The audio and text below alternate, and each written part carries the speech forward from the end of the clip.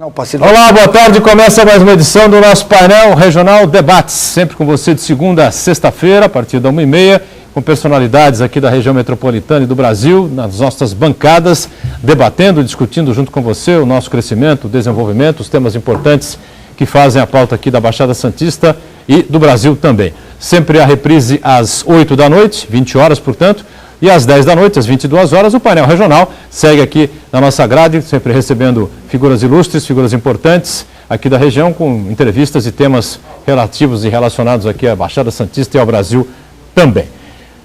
Essa edição com prazer, o vereador Dionísio Aguiar, vereador Boquinha, do PMDB. Boa tarde, prazer recebê-lo. Tudo bem, vereador? Boa tarde, prazer estar aqui de volta para a gente poder discutir um pouco da nossa cidade e da região como um todo. Conosco também na sequência aqui do Boquinha, doutor Manuel Rogério, nosso comentarista habitual aqui do painel Debates, o painel regional, mais uma vez colabora e está presente aqui com a gente. Tudo bem, Rogério? Boa tarde, Boturão, boa tarde aos telespectadores, boa tarde ao doutor Heraldo. É um prazer especial receber um companheiro de partido, o Dionísio Aguiar, famoso Boquinha, que está atuante na Câmara de Santos.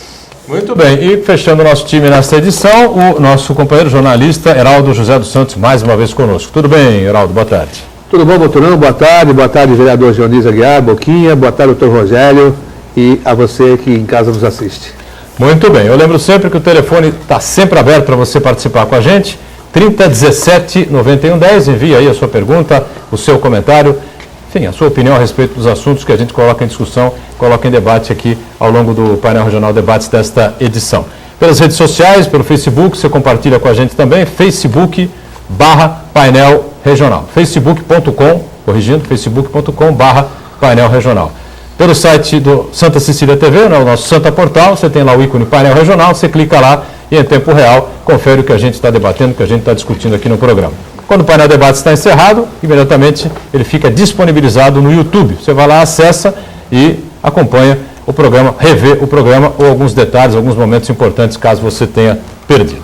Sempre o destaque para os nossos parceiros, aqui do painel regional Debates, Jornal Diário do Litoral, edição desta sexta-feira, traz na manchete: ex-deputado pode perder mansão em área preservada.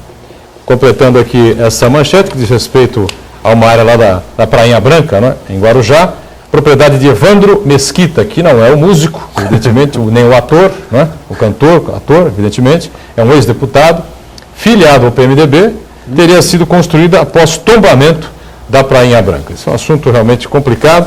Você confere esse e outros assuntos importantes da região e do Brasil nesta edição do Diário do Litoral, que eu passo aqui ao vereador Boquinha, Na sequência lá para o nosso Manuel Rogério e lá na ponta para o Heraldo José dos Santos. Bom, a gente tem uma série de assuntos importantes para discutir aqui, a política local, a questão que envolve os custos do Coliseu. O Boquinha está bem atento com relação a isso tudo, Mas eu queria destacar na abertura aqui do painel Debates o drama, mais uma vez, vivido pelos usuários do sistema Anchieta Imigrantes.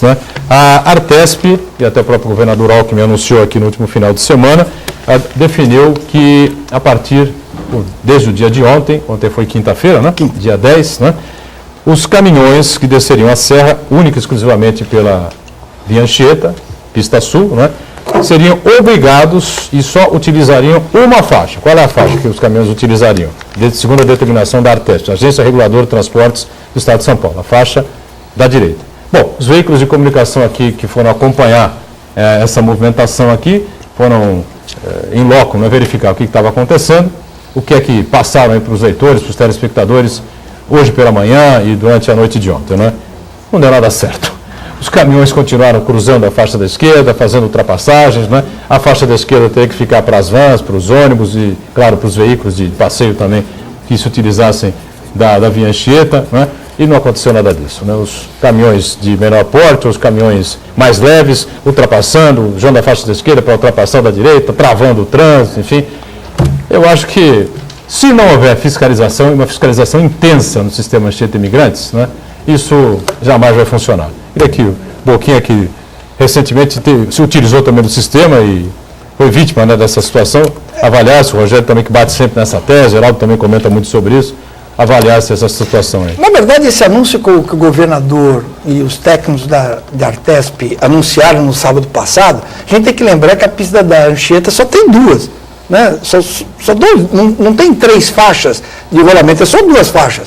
Do lado direito. E é verdade, eu quarta-feira mesmo, no período da tarde, desci pela Anchieta, né, e não está sendo obedecido. Agora, eu também queria lembrar que é quase impossível de se obedecer essa intransigência por parte da Artesp, no sentido de não permitir que os ônibus desçam pela Imigrantes. Ela dá como uma grande solução fazer que os ônibus fretados desçam pelo lado esquerdo, as vans, quando poderia ser descido pela Imigrantes. Aí fala uma faixa, por exemplo, um caminhão que estiver carregado com um contêiner e o outro vazio, claro que ele não vai ficar atrás naquela lentidão, ele vai acabar ultrapassando e indo para o lado esquerdo. O que vai gerar? Multa para o caminhoneiro e não vai resolver o problema da Anchieta. Isso aí é um paliativo que a Artesp resolveu fazer por causa da intransigência de não deixar os ônibus fretados descerem pelos Imigrantes. Multa se o radar filmar, né? A fiscalização propriamente dita, a gente não vê, as próprias matérias aqui dos principais jornais e telejornais aqui da cidade e da região demonstram isso, né? Que não havia fiscalização e os caminhões continuaram usando o sistema. Que na verdade, na Anchieta, na descida da serra, você só tem 2 lugares onde os guardas rodoviários vão poder fazer essa fiscalização. É onde tem 2 bolsões, caso tenha acidente, você cai. Um do lado esquerdo e um do lado direito. São esses 2 lugares que vão ter a fiscalização. Os motoristas sabem, se comunicam através de rádio, né, de celular, olha, no quilômetro tal tem polícia rodoviária. E aí o cara volta para o lado direito. Mas o maior problema não é tentar fazer com que o caminhão só fique do lado direito, que não vai resolver. Nós temos que repensar, e com a modernização hoje que tem nos ônibus, nas próprias vans, de fazer com que elas sejam liberadas para descer pelos Imigrantes. Não é o povo santista, principalmente, não pode sofrer cada vez mais que tem quando volta para casa, em detrimento daquele que sobe, do turista que muda-se 6 pistas para descer e assim por diante. Não, toda vez que você tem que voltar para casa para dormir em Santos, você tem que sofrer. Por quê? A Artesp, ou como governo do Estado, põe um monte de restrições para você poder chegar em casa. Manuel, Rogério e Heraldo, sabe uma dúvida que eu tenho também? Eu não sei se os caminhoneiros são informados, né, e bem informados a respeito das regras, se eles conhecem isso, né, com profundidade, se eles entendem que eles podem ser multados. Eu não sei exatamente. Rogério tem muita informação, muita ligação com essa matéria, né, o Heraldo também. Que tange aos caminhoneiros, eu acho que posso falar com muita propriedade. Tenho muito conhecimento de transportadoras, inclusive clientes minhas. Os caminhoneiros, na verdade, eles respeitam a legislação de trânsito. E a legislação de trânsito, o que ela fala? Que quando você tem um veículo de menor velocidade à frente, esse veículo se encontra em menor velocidade à frente, até por segurança, convém você fazer a ultrapassagem. É claro que aquela ultrapassagem rápida. Ultrapassou, volta para a faixa da direita. É isso que entende o caminhoneiro. Realmente, Boturão, falta informação aos usuários do sistema. Eu quero resumir Artesp, Ecovias, e quero falar governo estadual. O governo estadual, ele se encontra no poder aqui no estado de São Paulo há muito tempo. Há muito tempo nós temos esse tipo de problema e cada vez vai se agravando mais, porque enquanto a gente existia caminhões com 6 eixos apenas. Hoje você tem bitrens que são 24, 32 eixos, são caminhões muito extensos que carregam muito peso e por conta disso sobrecarregam a malha viária da Anchieta. E é necessário que se ache outra solução. Boquinha citou bem a questão de liberação da imigrante. Hoje, as pistas que nós temos não é suficiente para atender o fluxo de veículos que vêm à Baixada e que sobem à capital. É importante também citar que o governo do estado anunciou uma obra de grande vulto, que é esse túnel tão polêmico que pretende instalar com a desapropriação das casas do Macuco e se afastam da ideia ideal que seria na entrada da cidade. Mas, olha, Boturão, você vê que isso não vai solucionar o problema. O problema já se encontra nas estradas. Não adianta fazer um túnel aqui se você não resolveu nenhum problema da Anchieta e da Imigrantes. Então, que tal? Não seria uma boa ideia começar inicialmente pela Anchieta e Imigrante, e aí depois que realmente solucionar para que os veículos tenham uma tranquilidade de tráfego, aí sim começar a pensar na interligação entre as cidades? Essa é a minha sugestão. E eu queria falar também só mais uma coisinha, que tem uma representação do vereador Banha contra a Ecovias, sobre o pátio regulador em Cubatão, que está sendo utilizado como REDEX, Recinto Especial de Exportação, e agora estão até pedindo um retro alfandegado que poderia receber também contêineres importados. Isso quer dizer o quê? Que a destinação do local onde foi concedido em comodato da Prefeitura de Cubatão para a Ecovias, especificamente para que fosse criado um pátio regulador para os caminhões, esse trânsito de caminhões, inclusive a Ecovias tomou até dinheiro emprestado do BNDES, isso eu li na representação do Banha. Ora, se você não está utilizando aquele pátio regulador para a finalidade que ele teve, é por isso que você está acontecendo isso aí. Os caminhões estão travando a Anchieta, e se for para imigrantes, vão travar imigrantes também. Diga, Heraldo, com relação a esse tema aí. Com todo respeito, eu tenho a opinião do Dr. Rogério, no sentido de que o caminhoneiro tem conhecimento da legislação, que ele tem conhecimento, ele tem. Agora, que ele respeita, ele não respeita não, principalmente na Anchieta, na descida da Anchieta, porque ele sai para a ultrapassagem e continua na faixa da esquerda. E faz isso por quê? Porque é uma omissão muito grande do Estado também, que não fiscaliza. Aliás, isso já vem perdurando há um bom tempo no sistema Anchieta Imigrantes. Por quê? Desde a inauguração do Rodoanel, o efetivo que atuava ali no sistema Anchieta Imigrantes foi deslocado para o Rodoanel. Ou seja, a Polícia Militar Rodoviária não aumentou o seu efetivo para fiscalizar essas malhas viárias do Estado. E isso vem de uma constante. Não é só a Polícia Militar, a Polícia Civil também se ressente da falta de novos policiais. É uma polícia que está envelhecida, pessoas que com mais de 60 anos já aguardando ali a aposentadoria, a chamada expulsória, como eles dizem na gíria, e o governo do Estado não promove concursos para suprir, essa demanda reprimida que existe nos quadros da Polícia Civil e também na Polícia Militar. E, enquanto isso, nós temos aí o aumento das nossas exportações, safra de grãos, que eram em períodos determinados, os meses de junho e julho, agora é durante o ano inteiro, e está aí a malha saturada, sem fiscalização. O sistema que implantaram, mais uma vez, não deu certo. E o que se tocou bem aqui, já se falou, e é um tema recorrente, que a gente está sempre tocando, o problema do morador de Santos que fica ilhado. Ele tem dificuldades para sair, num fim de semana, por exemplo, e no dia a dia para retornar para casa. O governo do Estado realmente está devendo muito essa lição aqui para os moradores da região da Baixada Santista. O Boquinha tocou bem num ponto importante também, com diz respeito à descida da Serra. Não era final de semana, o dia que você desceu. Quarta-feira. E ontem é o dia que a TESP marcou para iniciar essa nova era aí na rodovia Anchieta, também não era final de semana. Porque quando for final de semana, e a Ecovias resolveu inverter as pistas, deixar a imigrante só para a subida, na volta das pessoas, e o Santista e o Vicentino forem ao interior, forem à capital, enfim, tiverem que descer e vão bater de frente com a única descida possível, que é a pista sul da Anchieta, aí aquele congestionamento enorme, caminhão passa caminhão, o ônibus trava na serra, para não sei o quê, alguém vira, faz uma curva errada, bate, para a estrada inteira. Se for próximo ali dos bairros Cota, com todo respeito às pessoas de bem que moram por ali, mas tem uma bandidagem infiltrada ali junto àquela comunidade que assalta mesmo as pessoas, faz os arrastões, enfim.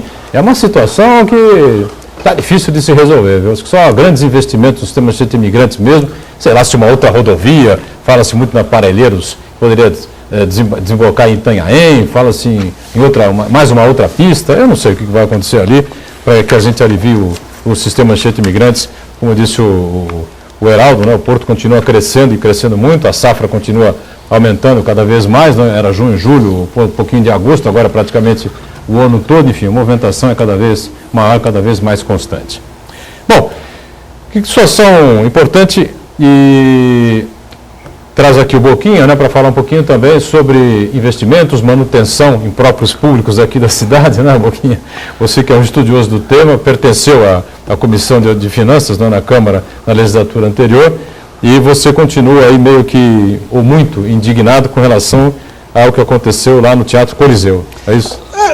Ontem o Diário Oficial mostra uma matéria das obras do Coliseu e diz um grupo de empresários, né, que estariam executando as obras gratuitamente. Eu até louvo essa iniciativa dos empresários, mas o que chama a atenção, o que é? O Coliseu demorou-se em torno de 12 anos para acabar aquela construção. Se gastou a restauração, construção de uma parte, enfim, gastaram para mais de 30 milhões nessa obra. Ela não teve 5 anos que ela foi entregue para a população, que utilizou muito pouco aquele espaço, né? E de repente a gente é surpreendido com a matéria do então, o atual secretário Raul Cristiano, que fecharia o Teatro Coliseu devido à situação que se encontrava aquele prédio, colocando em risco, as pessoas que ali frequentam aquilo ali.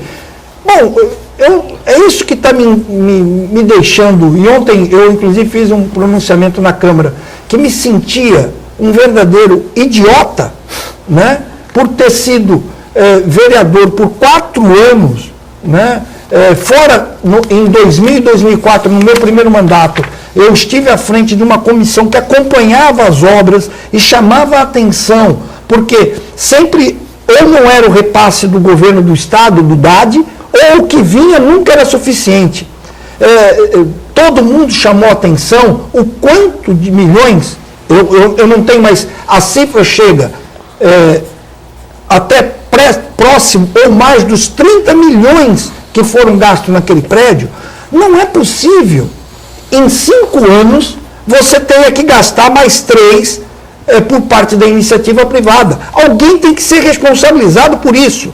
Não podemos mais, e não é admissível, que se faça obras, que não se fiscalize. Depois de um ano, troca-se governo ou não se troca governo, você tem que refazer essa obra de novo. Isso é dinheiro público. Alguém tem que ser responsabilizado. Não se pode mais. Tudo bem. Então, se nós não tivéssemos esses 3 grupos de empresários hoje da cidade, né, investindo 3 milhões no teatro, o teatro estaria fechado, como está. E ficaria fechado, sei lá, por mais 10 anos. Ou teria que ser investido mais dinheiro público ali. Dinheiro que não vai para a saúde, que não vai para professor, que não vai para um monte de lugar. Por quê? Porque não se teve fiscalização nas empresas. E aí chama a atenção, porque alguns membros do atual governo era que fiscalizavam no governo anterior. E eu fico à vontade aqui, eu era vice-líder do governo João Paulo, que foi que entregou essa obra. Uma obra que veio desde do governo Beto Mansur.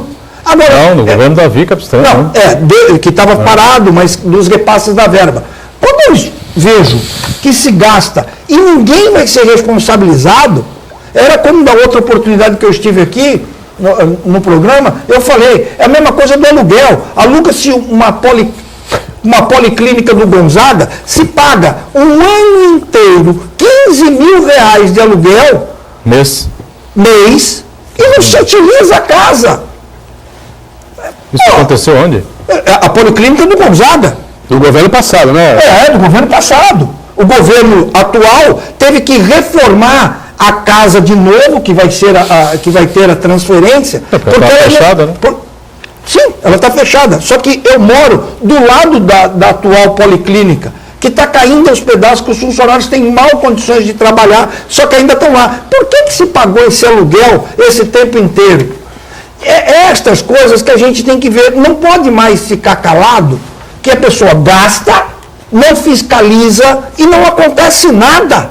Nada. A população está cansada disso. Aliás, vereador, uma situação como essa, eu acho que o Ministério Público, de ofício, já deveria abrir um inquérito civil para responsabilizar, porque durante um ano, pagando R$15 mil mês no imóvel, sem qualquer utilização, e nem sequer se iniciou uma reforma, tivesse iniciado uma reforma, poderia até justificar, nós estamos adaptando o imóvel para que sirva para uma unidade de saúde. Mas se nem isso fizeram, é tripudiar demais com dinheiro público. Então, eu acho que a sua indignação é pertinente. 180 rasgaram o dinheiro. 180 mil reais. Você chega ao ponto, eu até tive. Então vamos fazer o seguinte, você pede a desapropriação do imóvel.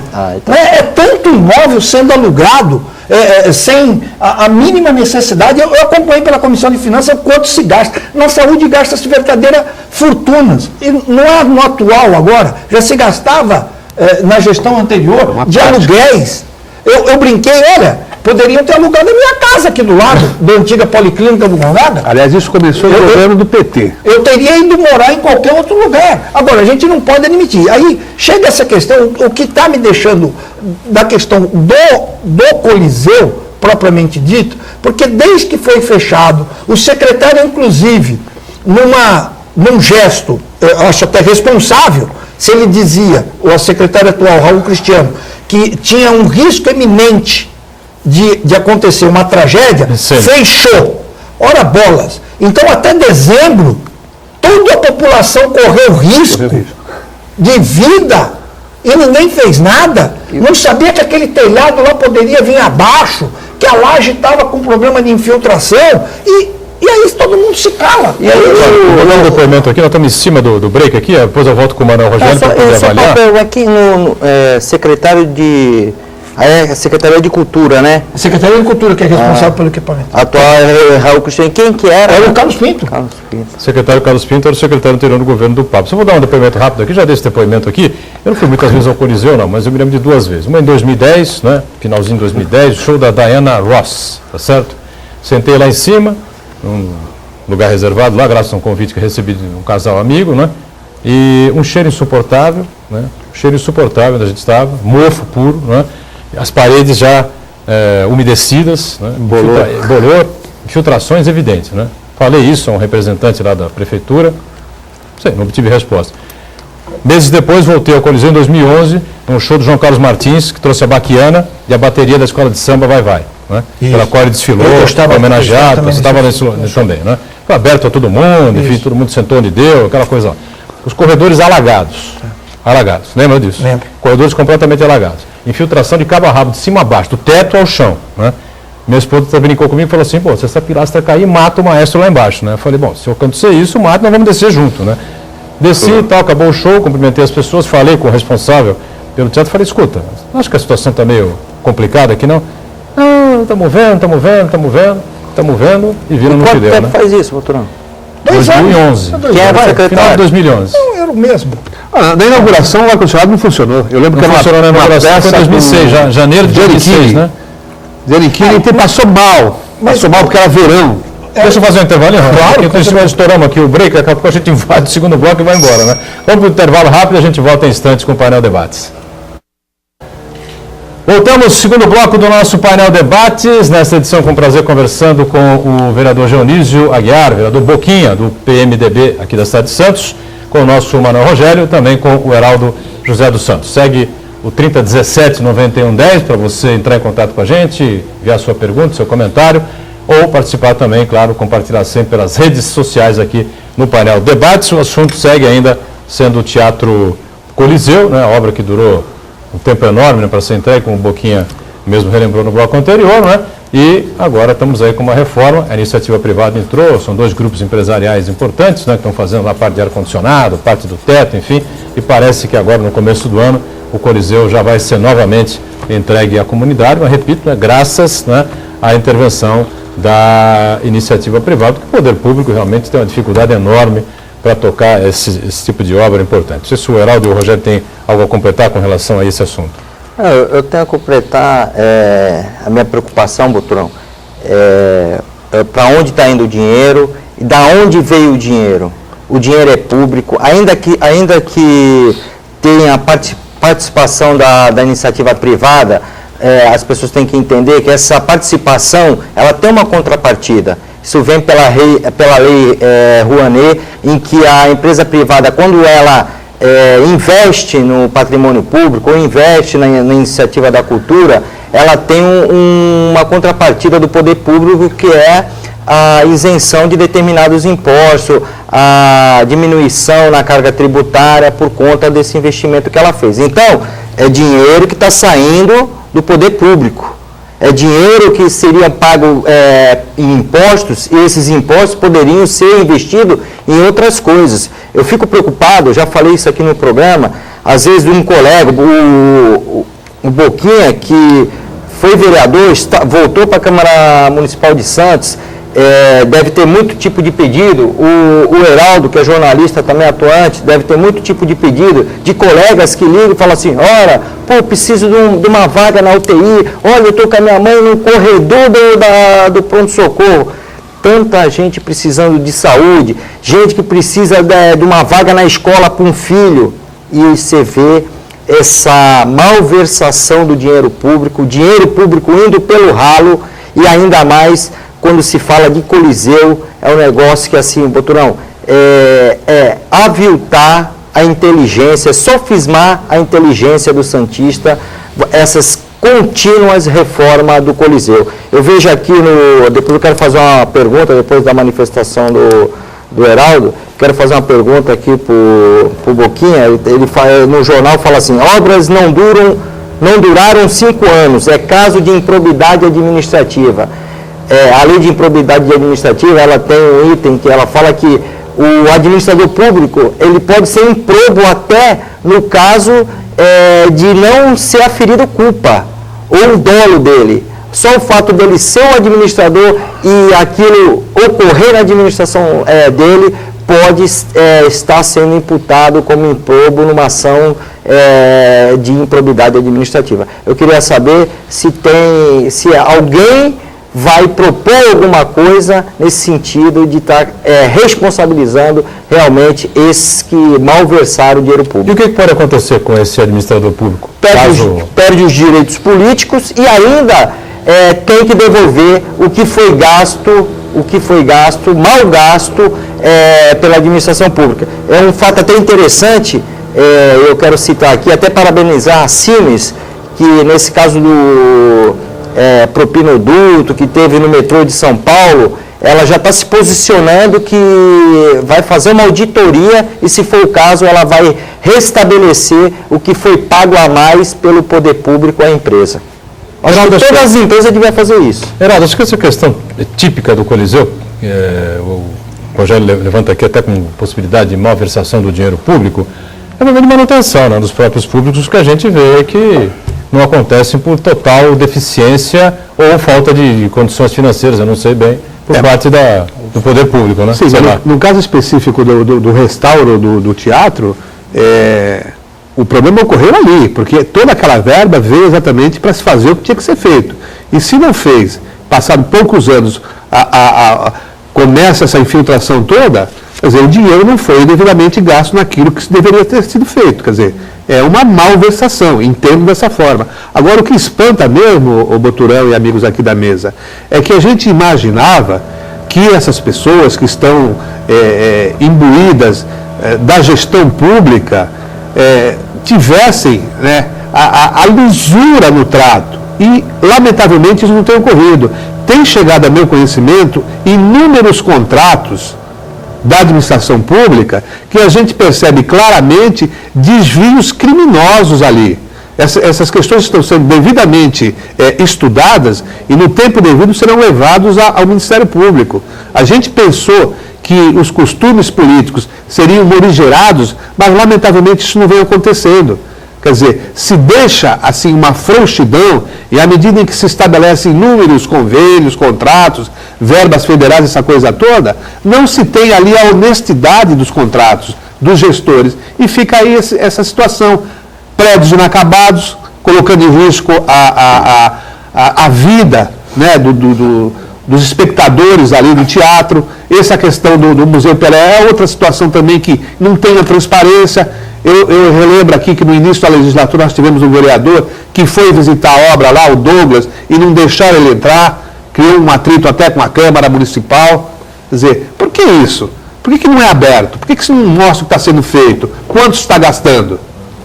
Agora, recentemente foi aberto, né? Quando o governador esteve aí, o prefeito foi visitar, o próprio vereador Douglas estava junto, saiu junto na foto. Sim, lá, mas ele precisou, com o capacete na cabeça. Ele precisou, vamos dizer assim, entre aspas, forçar a porta para que dissesse o que estava sendo feito. Agora que eu não sei, mesmo com esse aporte que o governo federal anunciou aí para o Museu Pelé, né? Eu não sei se vai dar tempo de se colocar essa obra à disposição dos turistas, né? Dos visitantes aqui da cidade, da região e do próprio estado, né? Durante a Copa do Mundo, né? Eu já disse aqui, acho que seria um furo n'água terrível você entregar o Museu Pelé depois da Copa do Mundo, vereador?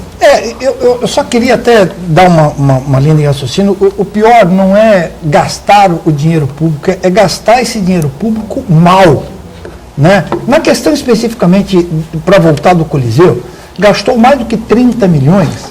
Aí, Heraldo, o que tem que se pegar é o seguinte: quem era a empresa? Quem era a empreiteira? Quem tinha a função, aí é onde entra a improbidade administrativa, de fazer a fiscalização e assinar as medições e os trabalhos executados.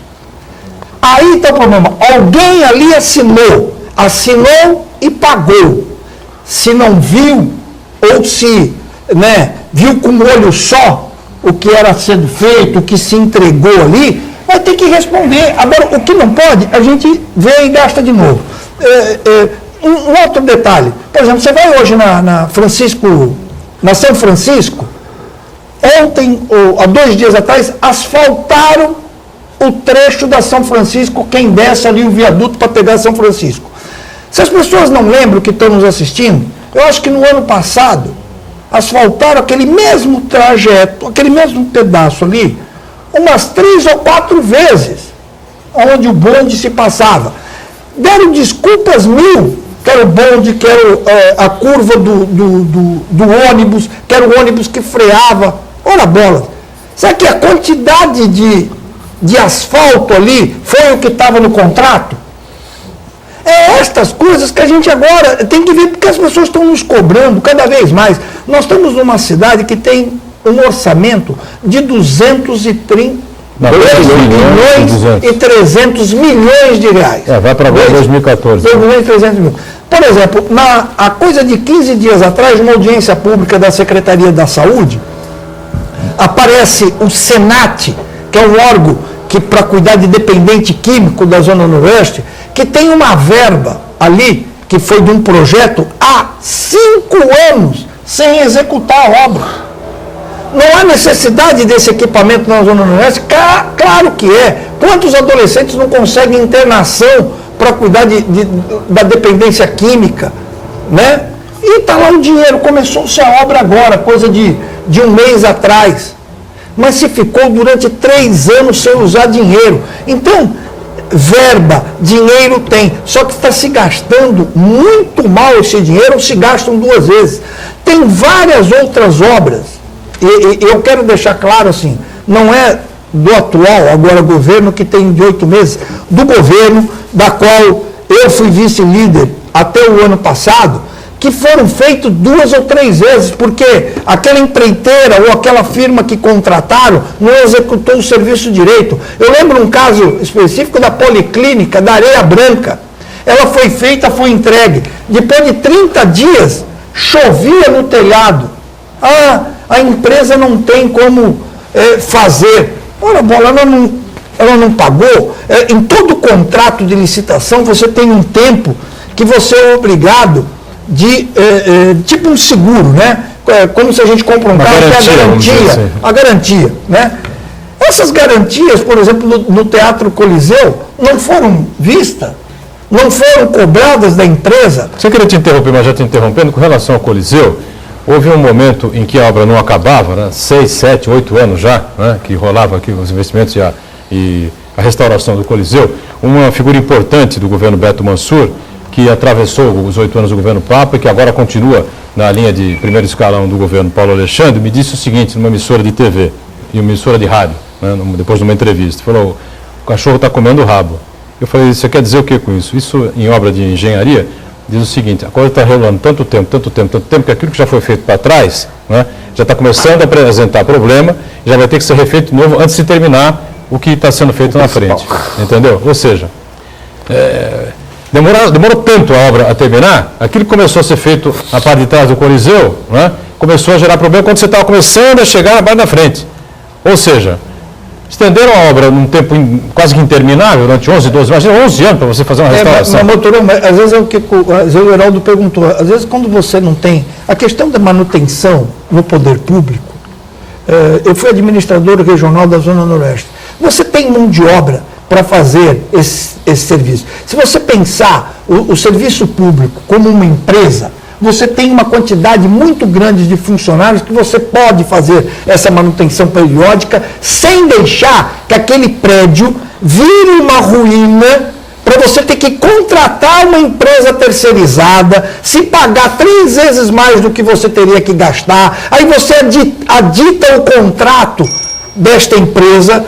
Então, às vezes, pode ter um incentivo que se deteriore o prédio para se contratar uma empresa terceirizando o serviço e aí se paga muito mais caro pelo serviço que você poderia executar com uma manutenção, seja nas escolas, seja nos equipamentos de saúde. Isso, você com o número de funcionários que você tem, você dá para fazer. Você não precisa deixar que aquela coisa se deteriore de uma tal maneira que você tenha que contratar uma empresa terceirizada ou uma grande construtora para poder fazer o serviço. Vereador, está arrependido de ter atuado como vice-líder do governo em razão desses problemas, não? Não. A certo ponto na Câmara, a gente se sente, foi o que eu ontem falei, porque quando você acha que as coisas estão acompanhando corretamente, né, você sente, eu me sinto também traído. A boa fé.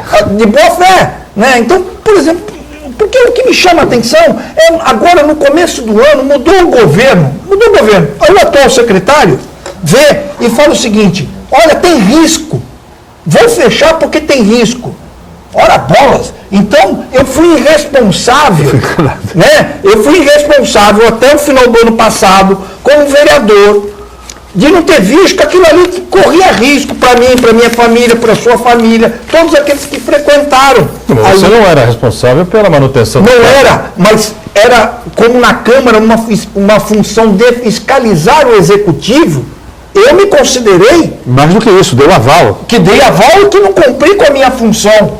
Você entendeu? Mesmo não sendo uma responsabilidade do vereador de fazer. Isso tinha secretário de obra, tinha secretário de turismo, tinha os técnicos, arquiteto e engenheiro, de cultura, que eram responsáveis por vistar aquelas obras. Só que todo mundo se cala, ninguém mais fala nada. Mas do ponto de vista jurídico, vereador, você tem uma defesa factível. O senhor foi levado a erro. O senhor acreditou naquelas pessoas, o senhor acreditou naquelas medições e acreditou naqueles engenheiros, naqueles técnicos. Não, mas, Heraldo, não é nem de acreditar. O que hoje eu quero chamar a atenção aqui no programa, que as pessoas têm que se manifestar. Sim. Alguém tem que fazer defesa. Nós temos que parar. Um acusa e o outro se cala. Como para mim, para Geonísio Pereira de Aguiar, a omissão é o maior pecado, eu não vou me omitir nunca. Eu posso errar, peço perdão, peço desculpa, mas não omiti nada. E nesse caso, especificamente dessas obras, simplesmente estão se omitindo. E estão se omitindo alguns membros que fazem parte do atual governo. Se cala. Eu não estou mais no cargo, isso não é comigo. Não estou nem mais no partido. Você pode ficar sossegado. Não estão no governo, mas estiveram no governo anterior. Estiveram no governo anterior. E eram responsáveis por essas obras. Tem que se manifestar. Agora, caía mesmo, porque, desculpe, Rogério, porque se caía, Se tinha perigo de cair... Tinha que ter feito a intervenção antes. Tinha que ter feito a intervenção antes. Claro. O Heraldo aqui citou um Instituto de Direito Penal, que é a exclusão da ilicitude, né? Eu quero citar também aqui que se realmente havia esse perigo todo, foi caso, então, de periquitação de vida. A administração anterior, a pessoa responsável, ela está dentro da conduta típica da periquitação de vida. Por quê? Se poderia cair a qualquer momento e matar pessoas, é um fato típico de natureza penal. Agora, Boquinha, eu só queria fazer uma pergunta para você. Não precisa falar nome, mas cargo sim. Não, cargo sim. Quem seria realmente os responsáveis? Prefeito? Secretário de Cultura? Ou engenheiro? Você tem dentro da visão fiscalizadora que você atuava como atuante na Comissão de Finanças, né? Que o Poder Legislativo tem essa atribuição de fiscalizar. Na sua visão, qual é o cargo, qual é a investidura que teria realmente essa responsabilidade, seja ela direta ou indireta? Dá para falar numa batida só, porque eu estou em cima do break aqui, senão eu dou um corte e você responde depois. Eu respondo depois. Intervalo, voltamos já com o painel debates. Muito bem, estamos voltando aqui, terceiro e último bloco do painel debates, nessa edição com a gente aqui, vereador Boquinha, do PMDB, o Manuel Rogério e também o nosso Heraldo José dos Santos. O Rogério deixou uma pergunta no ar aqui para o Boquinha, em termos de responsabilidade, rapidamente o Rogério refaz, né? O Boquinha responde aí o que ele... No meu modo de entender, todos têm responsabilidade. Fazer? Secretário a questão da responsabilidade que Coliseu, tinha do Coliseu. Exatamente. No meu modo de entender, secretário de Cultura, secretário de Obra, o engenheiro responsável de acompanhamento da obra e o arquiteto, todos eles lá tinham responsabilidade das obras que estavam seguindo. Porque você tem o gestor. Eu aqui falei, há 5 anos atrás, num fato lamentável, numa escola do Padre Valdemar, que depois foi dado o nome, um funcionário da administração regional foi lá ajudar, a pedido da Secretaria de Educação, para tirar umas lâmpadas, essas coisas todas. Nós levamos a equipe. Esse funcionário, por uma fatalidade, cai do segundo degrau da escada. Ele estava de cinto, mas não estava de capacete, porque a prefeitura não dá capacete para ninguém. Resumo? Ele, depois de 5 dias, caiu, ficou em coma, veio a óbito. Os secretários largaram de mão. Sabe quem teve que assumir a responsabilidade penal? Eu e um funcionário que o acompanhava da regional, funcionário Mário. Durante 1 ano, tivemos que ir ao fórum, né, para fazer um depoimento. Até na defesa, junto com a família, os procuradores não foram defender. Eu tive que contratar um advogado particular para ir defender. Por quê? Porque entendia que eu era o responsável da equipe lá, que não era. O equipamento era da educação, não tinha nada a ver com a administração regional. Mas porque as pessoas correm da responsabilidade. Está na hora de, sou responsável. E tem que falar para a população, errei aqui, não fiscalizei essa obra, paguei, vistei aqui, o cara recebeu e não fez o serviço. Quem foram os últimos secretários de Cultura? Eu não recordo. Quantos secretários? Só tivemos um aí nos últimos quase 20 anos. O da antiga administração foi o secretário Carlos Pinto e o atual, o secretário Raul Cristiano. Durante esses anos todos? Está 8 meses. Eu não sei se a gestão toda do... Secretário Carlos Pinto ficou 12 anos secretário da Cultura. 4 anos de Beto Mansudo, segundo mandato, e os 8 do prefeito Papa. Olha, o lá do Morro dos Meninos, José Pérez, Boquinha e o Heraldo parecem viúvas do Papa. Que é isso? Só falam mal dele e quer dizer que ele não fez nada de bom? Pergunta o telespectador. Como ele foi reeleito em Santos com o apoio do próprio Boquinha? Desculpe, eu não falei do prefeito. O que eu estou falando é que eu era vice-líder. Na questão do Coliseu, eu me senti, depois dessa informação, que até o final do ano aquilo ali podia cair, eu me senti traído, porque como eu não vi, quantas vezes eu fui no Teatro Coliseu, colocando em risco a minha própria vida, na minha família e daqueles que lá estavam, se um equipamento que poderia cair. É isso que eu falei, não falei mal do prefeito. O que eu falo, que as pessoas tinham que hoje responder se aquilo caía mesmo ou não, ou se é conversa do atual secretário. Diga, Heraldo, pois não, você foi citado aí também. Dizer apenas para o telespectador que, na verdade, nós tivemos aqui um depoimento de viva voz, como se diz na gíria, o vereador Boquinha segurou a bronca, assinou, fez uma transação penal, e coisa que o nosso ex-prefeito Papa não fez, não teve a dignidade de assumir a responsabilidade por essa obra mal feita lá no Teatro Coliseu. Não sou viúva de ninguém, porque nunca estive casado com o prefeito Papa, e muito menos sou do PMDB ou fui do PMDB. Doutor Rogério, terminou? Não. Doutor Rogério pergunta a Senira, do Boqueirão. Pelo que entendi, o secretário de Cultura, Carlos Pinto, colocou a vida em risco, a vida de todo mundo em risco, todas as pessoas que frequentaram o Coliseu. É isso que eu estou entendendo que ela está perguntando. Assim como eu, diz ela. Também, diz ela também. É um questionamento ao Manuel Rogério. O que nós colocamos aqui em pauta é que havia perigo às pessoas, a segurança das pessoas que frequentavam o Coliseu. Por conta disso, o atual secretário de Cultura, quando assumiu, declarou que precisaria fechar o Coliseu para uma reforma imediata, por conta de que, do jeito que estava, poderia ocasionar a morte de alguém.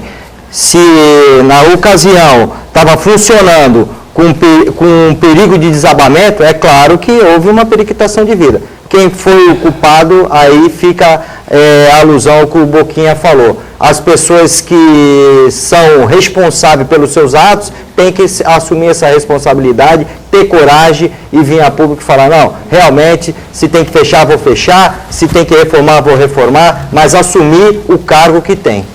Manuel Fonseca, lá do Sabuó, um abraço, obrigado por participar conosco. Os atuais secretários, Antônio Carlos Gonçalves, que não é secretário hoje, é o presidente da CT, e Nelson Lima Júnior, não foram, respectivamente, gestor e arquiteto da obra do Coliseu? Não lembro exatamente se o Nelson foi. Foi.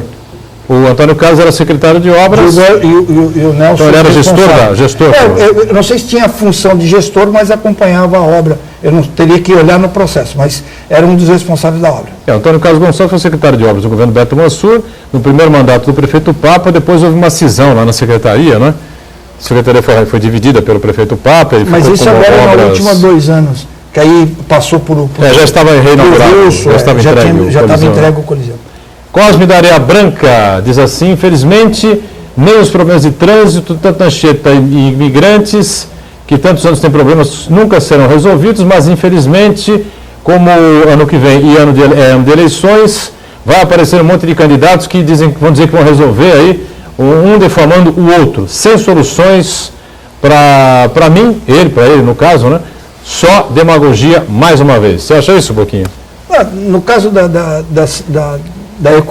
Anchieta, não sei se não, a solução imediata, rápida, eu acho inviável, né? Anchieta, a longo prazo. No meu caso, eu acho e defendo a liberação dos fretados pela imigrante, se é especificamente que o Cosme está se referindo, isso. Claro, a gente tem que ficar atento dessas promessas realmente que vêm em pré-ano eleitoral, dando os valores que vão ser aqui investidos, que na maioria das vezes não vão ser investidos e nem vai vir o dinheiro. Eu só gostaria de completar que o processo eleitoral é um processo democrático, isso faz parte da democracia brasileira, é uma conquista importante, está estatuído na nossa Constituição Federal, nós temos que fazer parte. Agora, cabe a cada eleitor fazer uma análise. Se você tem um governo que está há mais de 20 anos no poder e ainda está buscando soluções, é claro que tem um problema. Então, faça a sua análise e escolha seu candidato. No que não dá é a gente se omitir e falar, não tem jeito mais. O Brasil, como qualquer sociedade, precisa ser organizada e precisa de um governante.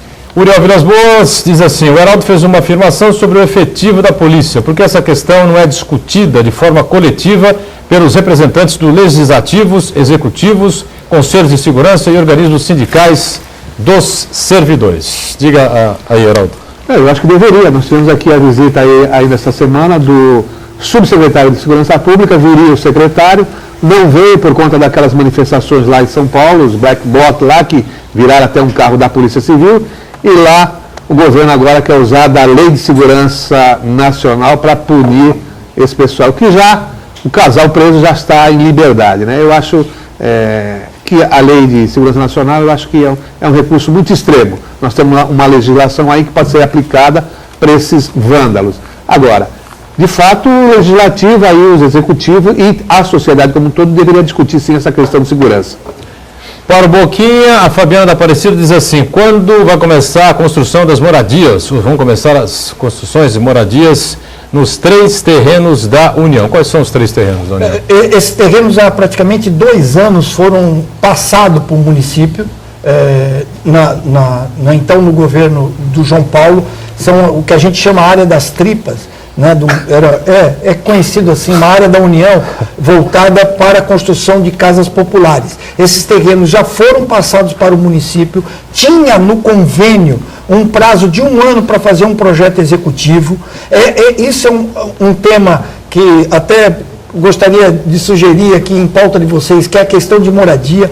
Terreno hoje tem no município, a Coab não está cumprindo a sua parte na execução. Por exemplo, essas 3 áreas estão disponíveis já com o município há 2 anos e meio. Onde são essas áreas? Nem o projeto é executivo. Onde é que tem são? uma do lado, por exemplo, do Canal 3, da antiga concessionária ali da Ford, uma daqueles terrenos, e vem na continuação, que a gente chama os terrenos... Quase na confluência da Brás Cubas já, né? Da Brás Cubas e assim por sequência. São 3 áreas de aproximadamente, cada área em torno de 3.000 metros. Não vai pegar a área do meu amigo lá da Atmas, não. Essas 3 áreas inicialmente estão liberadas, não faz parte da Atma. No caso da Atma e uma outra, elas estão sob júdice, mas no caso da Atma, ele conseguiu já até o aforamento lá da área? Não aforamento. Ocupação.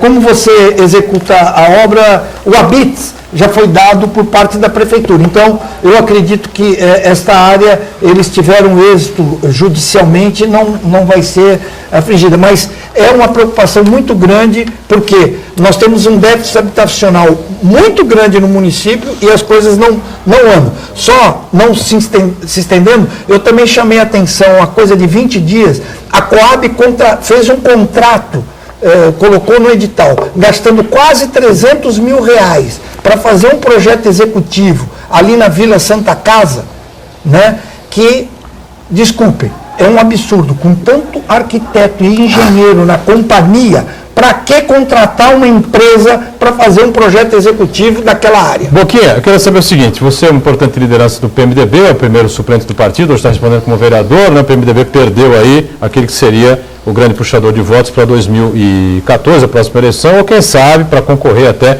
para a tentativa de voltar à prefeitura em 2016, que é o ex-prefeito Papa. O que o PMDB de Santos deve fazer, na sua opinião? Tem 1 minutinho só, infelizmente, para falar sobre isso. Vai olhar as eleições à distância, com a importância que tem, com o peso que tem o PMDB de Santos, ou tem que participar com algum candidato, ou 2, não sei? Nós temos que participar com o candidato. Eu já manifestei ao presidente em exercício, que é o vereador Marcos de Rossi, que se caso nenhum dos outros meus 4 pares ou entendesse que sairiam candidatos, eu sairia candidato pelo PMDB, porque eu entendo que o PMDB foi uma grande liderança, mas o PMDB não acabou. A liderança tem nomes e renomes na nossa cidade que precisam fazer. Agora, também precisava ter um pronunciamento por parte do partido como um todo sobre a saída do ex-prefeito do PMDB indo para o PSDB. Estou com o tempo estourado, Heraldo. 2 segundinhos só. Só para dar uma notícia que o Comando Nacional dos Bancários e a Federação dos Bancos lá encerrou a greve. As sindicatos regionais fazem assembleias neste final de semana e acredito que segunda-feira... Muito bem. Ainda bem. A novidade é normal. Boquinha, prazer recebê-lo. Obrigado. Rogério, mais uma vez, obrigado, viu? Obrigado também, Heraldo, pela participação com a gente aqui. Estouramos aqui, estamos encerrando o nosso painel debate. Volta segunda-feira, 1h30 da tarde, reprise sempre às 20 horas e às 22 o painel regional. Tchau.